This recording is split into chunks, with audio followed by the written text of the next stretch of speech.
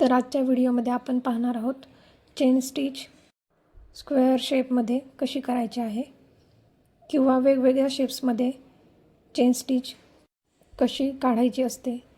चला तर मग सुरुवात करूया व्हिडिओला। सगळ्यात पहिले व्हाईट पेन्सिलने कापडावरती एक स्क्वेअर काढून घ्या आणि या टोकापासून चेन स्टिच करायला सुरुवात करा। चेन स्टिचची लाईनमध्ये प्रॅक्टिस करून झाल्यानंतर आपल्याला वेगवेगळे शेप्स चेन स्टिचमध्ये कसे कव्हर करायचे हे पाहायचं आहे। त्यात सगळ्यात पहिल्यांदा स्क्वेअर कसा करायचा ते आपण पाहणार आहोत।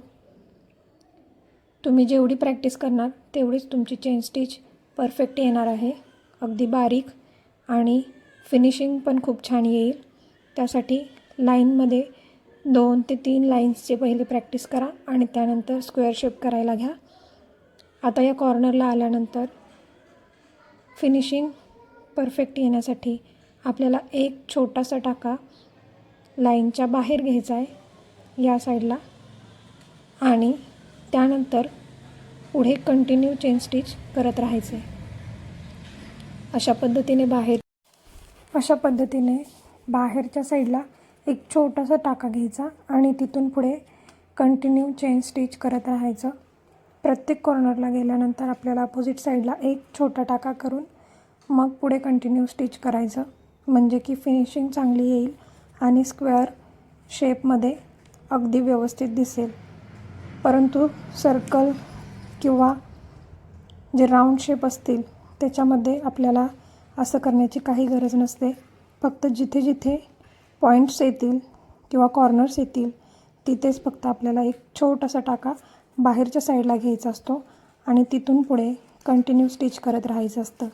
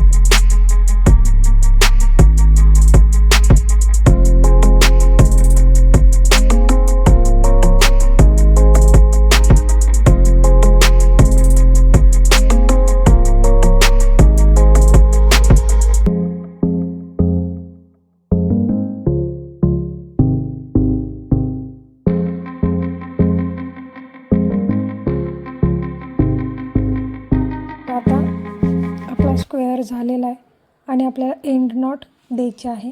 त्यासाठी शेवटचा टाका थोडा एक्स्ट्रा बाहेर काढायचा आणि त्याच्या आधीच्या टाक्यातून आपल्याला सुई घालायची आहे। त्यानंतर हा जो समोर आलेला धागा आहे तो पुन्हा सुईच्या टोकाखाली धरायचा आहे आणि खालचा जो धागा आहे कापडाचा तो ओढून आपल्याला इथे नॉट द्यायची आहे। ही पहा, नॉट तयार झाली आणि आपली चेन लॉक झालेली आहे। ही आता उकलणार नाही आणि आपला स्क्वेअर पण कंप्लीट झालेला आहे।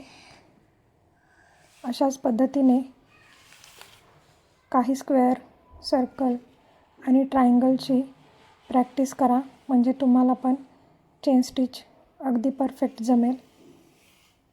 अशा पद्धतीने कापडावरती सर्कल, स्क्वेअर, ट्रायंगल ड्रॉ करून चेन स्टिचची प्रॅक्टिस करा.